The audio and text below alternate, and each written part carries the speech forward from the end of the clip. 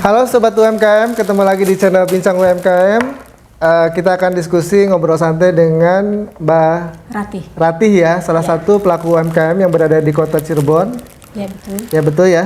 Di kota Cirebon beliau menggeluti dunia fashion ya, untuk bisnis UMKM-nya. Halo Mbak Ratih. Halo juga, assalamualaikum. Waalaikumsalam, apa kabar? Baik, alhamdulillah. Mbak Ratih nih, saya dengar-dengar katanya Mbak Ratih menggeluti bisnis fashion ya? Iya betul.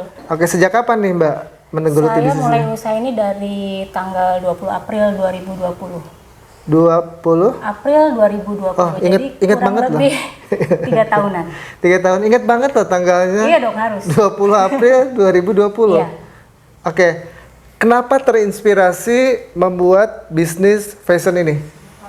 Itu gara-garanya tuh pandemi juga sih. Oh, jadi pandemi disalahkan loh gara-gara. Banyak hikmah dari banyak hikmah ternyata. Pandemi. Okay. Jadi karena waktu itu kan pandemi, banyak orang yang kerjanya di rumah kan. Okay. Yeah. Terus pada kerja di rumah, Zoom meeting di rumah, semua ibu-ibu bisa pakai daster. Kan hanya muka doang tuh yang kelihatan. Iya, betul. Nah, dari situ saya terinspirasi. Ditambah, kalau saya dulu mikirnya gini, saya kan sebelum usaha ini saya pernah usaha juga di kuliner. Nah, itu kan di kuliner tuh saya jatuh bangun lah gitu kan. Udah gitu kalau makanan kan saya pikir apa basi lah, rusak lah, kebuang gitu. Akhirnya saya sama suami mikir, gimana ya caranya kita punya usaha tapi yang nggak kenal basi, nggak kenal musim. Ditambah saat itu pandemi. Ya udah akhirnya terpikirlah baju tidur ini yang saya produksi. Gitu. Jualan daster ya 2019? 2020. 2020 ya teman-teman. Nah, dari sebelumnya punya basic bisnis atau? Saya dulu pernah kerja juga, cuman udah karena setelah punya anak saya memutuskan untuk berhenti. Saya di rumah, nah saya sempat juga tuh jalan usaha di konveksi, kurang lebih 5 tahunan, tapi itu saya maklun. Maklun tuh apa? Maklun tuh jadi kita jahitin produk punya orang. Oh, Nah, jadi kita masuk ke pabrik-pabrik besar, kita ketemulah sama kepala produksinya, kita minta ibaratnya orderan lah gitu.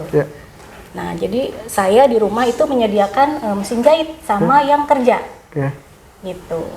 Nah, datang ke pabrik, kita minta sampel, dikasih, kita jahit, yang punya pabrik itu setuju, akhirnya turunlah potongan-potongan kain yang udah dipotong. Jadi kita membuka jasa jahit lah gitu loh, Mas. Oke, jadi pola dari kain itu diproduksi dipotong di pabrik. Iya, betul. Oke, baru dijahitnya di rumah ya. Awalnya seperti itu. Awalnya seperti itu 5 tahun saya usaha itu. Nah, akhirnya ya setelah memutuskan untuk kembali lagi ke dunia fashion, ya saya jalan terus sama suami, coba lagi deh gitu. Jadi tadinya beliau itu bekerja untuk pabrik? Enggak. Saya waktu itu modal nekat, Mas. Modal nekat. Ini, saya nggak punya basic jahit, suami juga nggak punya basic jahit. Tapi kita mau usaha di rumah, gitu. Akhirnya saya bagi tugas tuh sama suami. Kalau kepala produksi pabrik itu perempuan, saya yang maju. Saya yang minta, saya ibaratnya negosiasi lah. Gitu. Tapi kalau kepala produksinya laki-laki, suami yang maju gitu. Ya alhamdulillah berjalan ke 5 tahun gitu. Oke, jadi sebentar saya agak sedikit pusing juga nih. Jadi si Mbak Ratih itu dulu itu berpartner. Bisa dibilang berpartner, cuman si pabrik ini mau kasih kerjaan ke kita berdasarkan sampel yang kita buat. Kalau sampelnya rapi turun tuh potongan berapa potong, 500, 800 dan seterusnya. Nanti yang jahit itu Mbak Ratih? Iya, saya kan di rumah, saya bilang tadi saya menyediakan mesin. Dan itu juga ditanya dulu, mesin di rumahnya ada berapa banyak Bu, pekerjanya ada berapa banyak ya. Saya jelaskan, saya udah siap dengan itu. Gitu. Ya udah, saya jadi barang dari pabrik itu udah dipotong-potong gitu. Tinggal jahit, tinggal menjahit gitu aja kan? Nah itu tuh berjalan 5 tahun. Nah dari proses menjahit itu kan barang ini nanti dibalikin lagi ke pabrik kan? Dengan proses QC yang dijual kan sama pabrik? Iya, jadi kita hanya dibayar jasa jahitnya saja. Itu namanya maklun. Maklun ya? Iya. Maklun, bukan maklum. Ini maklun. O-nya 2. Maklun. Nah, itu kan 5 tahun dulu ya. Iya, setelah betul. lepas dari situ. Dari itu saya usaha makanan. Oke, makanan. Saya pernah buka usaha ayam geprek. Saya sewa ruko di sekitar kampus, lumayan rame. Nah, setelah itu ada pandemi, ditambah waktu itu anak saya lulus SMP. Waktu itu kan di sekitar rumah tuh pas anak saya lulus SMP tuh ada sistem zonasi tuh. Berarti kan saya maunya anak saya masuk sekolah negeri yang dekat rumah. Tapi kebetulan sekolah negerinya itu jaraknya 2,5 kilometer dari rumah. Jadi nggak mungkin kan kalau saya paksain. Daripada saya ke sekolah swasta, lumayan lah biayanya. Akhirnya saya bilang sama suami, yuk kita pindah aja ke Cirebon. Kebetulan keluarga saya kan banyak di Cirebon nih. Sebentar, aslinya dari mana? Asli saya Cirebon, Mas. Cirebon pindah ke Cirebon? Enggak, itu tuh kejadiannya waktu di Bandung. Oh, jadi iya, sorry ya, dari awal. Jadi dari Cirebon ada 2 tempat usaha. Oh, oke. Berarti pernah di Bandung, terus ternyata beliau akhirnya ke Cirebon gitu. Iya, jadi saya di Bandung dulu lama. Saya lulus kuliah saya di Bandung lama sampai anak SMP lah gitu. Itu tuh usaha yang saya ceritain tadi tuh di Bandung semuanya. Bukan di Cirebon. Iya. Oke, balik lagi nih ceritanya, balik ke kampung halaman ke Cirebon dan mengembangkan usaha fashion khusus daster. Khusus baju tidur, iya. Baju tidur. Baju tidur wanita dewasa. Ya, kenapa terinspirasi baju tidur? Daster itu banyak digemari sama semua kalangan ya. Itu mau yang kalangan yang ya menengah ke atas itu kan di rumah rata-rata nyamannya pakai daster kan. Ditambah nggak kenal musim gitu. Jadi dari situ saya terinspirasinya. Karena nggak kenal musim sampai daster yang udah 6 bulan pun masih bisa saya jual. Kalau ada yang suka dengan nggak ada kadaluarsanya. Nggak ada. Makanya itu yang saya pikirkan gitu pertama untuk buka usaha ini. Gitu. Oke, bisnis fashion ini sebenarnya kainnya dari? Kainnya kalau saat ini kan saya konveksinya bukan di rumah ya. Jadi saya bermitra dengan beberapa konveksi di luar Cirebon. Tasik, Bekasi, kemudian Solo pun ada, terus Jogja pun ada, dengan 6 lah, saya 6 kota. 6 kota. Oke, motifnya sendiri itu dibuat sendiri atau memang ada dari pabrik? Jadi konveksi ini sebelum dia potong kain, dia share dulu, infoin dulu ke saya. Ini loh Mbak, motifnya ini. Oke, saya mau motif ini. Tolong dibuatkan daster model model ini. Nah, baru nanti mereka potong. Bu, model ini mau berapa pieces? Sekian. Nah, akhirnya karena dari kesepakatan itu, kerjasama itu saya minta untuk pemilihan motif yang belum dipotong, saya minta dilibatkan. Gitu, karena yang udah terjadi, kalau saya langsung memilih motif yang sudah jadi, saya selalu nggak kebagian. Akhirnya saya mikir gitu, gimana ya caranya supaya saya dapat baju tidur yang motifnya sesuai dengan pasar saya gitu. Oke, berarti motif itu sudah di-create sama pabrik ya? Oke, sudah. Sudah sama ya? Konveksi. Sama konveksi ya? Iya. Oke, pabriknya di mana itu? Di Bandung? Kalau pabrik sih saya kainnya? Pabrik kain saya kurang tahu ya, karena kan saya kerjasamanya dengan konveksi, bukan dengan pabrik. Sebentar, agak sedikit bingung nih bagi saya. Iya, coba. Rulenya seperti apa sih? Jadi gini ya Mas, saya jelasin. Jadi ini kan saya kerjasamanya dengan konveksi. Konveksi. Dengan pabrik. Nah, konveksi ini, dia kan belinya memang dari pabrik atau dari mana lah, saya kurang tahu, tapi berupa gulungan kain. Nah, gulungan kain, saat berupa gulungan kain mereka share ke saya, ini loh Bu, motifnya yang ada di kita ini. Nah, akhirnya saya pilih lah, saya mau motif ini, kain ini nih, ini tolong dibuat, tolong dijahit ya, model ini. Nah, udah deal akhirnya gitu.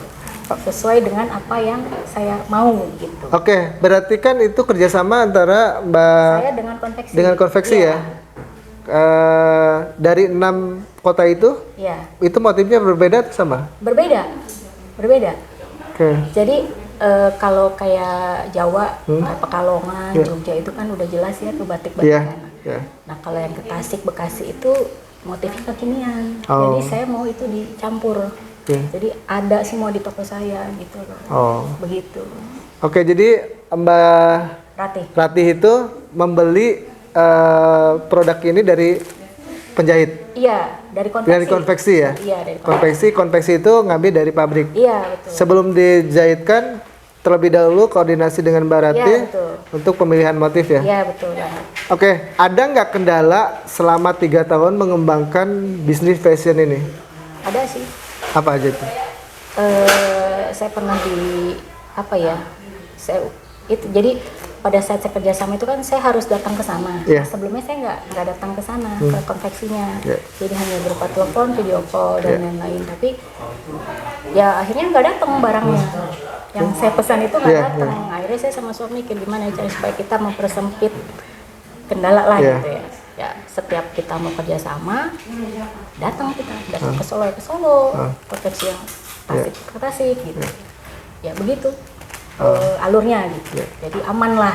Kalau kendala sih yang lain-lainnya enggak ya, alhamdulillah nggak ada sih, karena saya enjoy sih mas menjalaninya. Naik turun tuh udah biasa dalam usaha.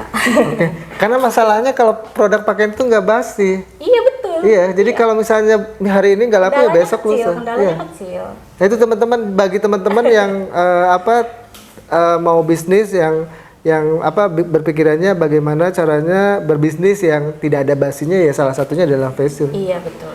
Oke, daster itu adalah yang digeluti Mbak Rati ya. Iya. Pemilihan motif itu menurut Mbak Rati penting nggak sih? Penting banget. Penting banget. Tapi gini ya, saya awal buka usaha ini saya awalnya ngikutin selera saya. Tapi lama-lama saya berubah tuh, mindset tuh saya ubah. Soalnya saya pernah ngalamin. Pada saat saya mau pilih motif itu saya nggak kebagian. Akhirnya mau tidak mau saya pilih motif yang kira-kira mungkin ya maaf ya menurut saya itu kampungan gitu.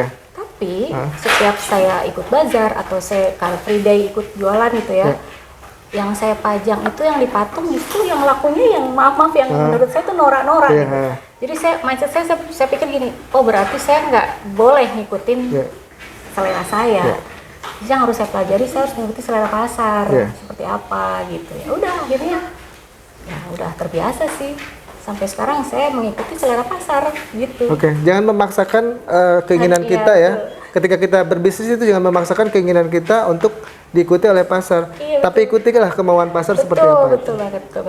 Karena penting ya menurut saya, target pasar itu penting banget gitu. Nah sekarang penjualannya di Cirebon. Di Cirebon dan Bandung. Cirebon dan Bandung. Sudah ada ke toko-toko atau kemana nih masuknya? Kalau konsinyasi saya paling ke Dinas Koperasi, DKU, KMPP, Cirebon. Kemudian saya di Dekranasda Jawa Barat. Kemudian saya di kantor pos Salapak, itu Bandung ya. Kalau di sini saya mungkin hanya di situ aja di Dinas Kota Cirebon. Ya.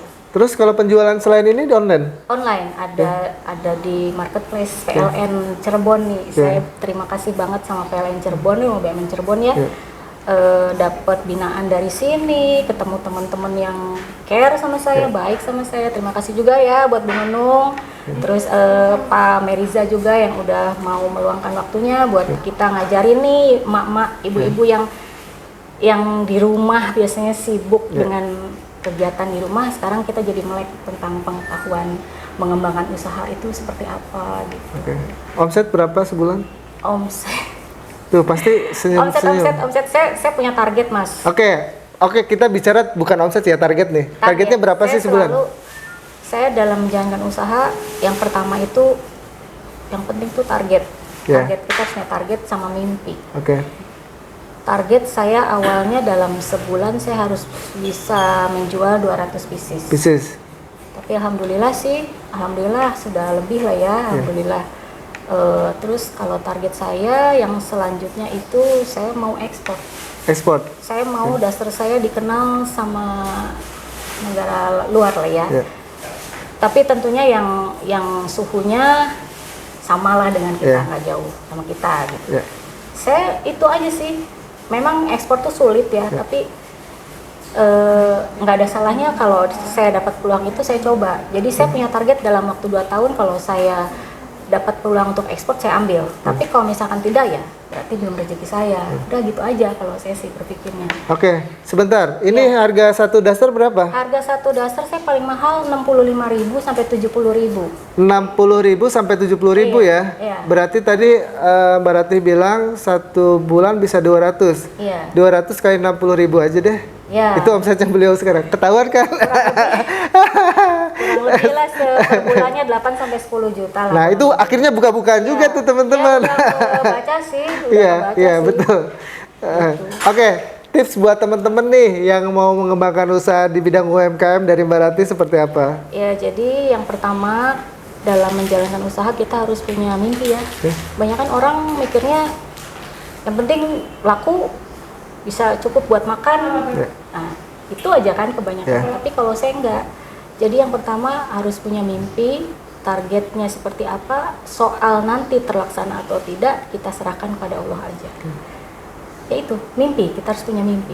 Mimpi. Tapi bukan mimpi tidur ya? Ya, tidur aja. Mimpi, berdoa jangan lupa. Iya, ternyata mimpi pun harus ada actionnya, jangan cuma mimpi ya? Iya, betul. Mindset kita harus, pertama kita harus ubah dulu mindset kita seperti pengusaha yang punya skill, attitude. Yang pertama banget itu knowledge, pengetahuan kita tentang mengembangkan usaha. Itu saya tahu juga dari Pak Megi Jakot kita, dari Rumah BUMN Cirebon.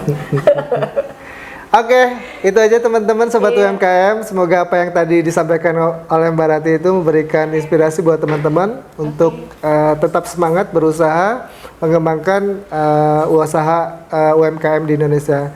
Maju terus UMKM Indonesia. Jangan lupa follow IG-nya ya, Sabandina_Duster. Oke, terima kasih Mbak Rati. Terima kasih.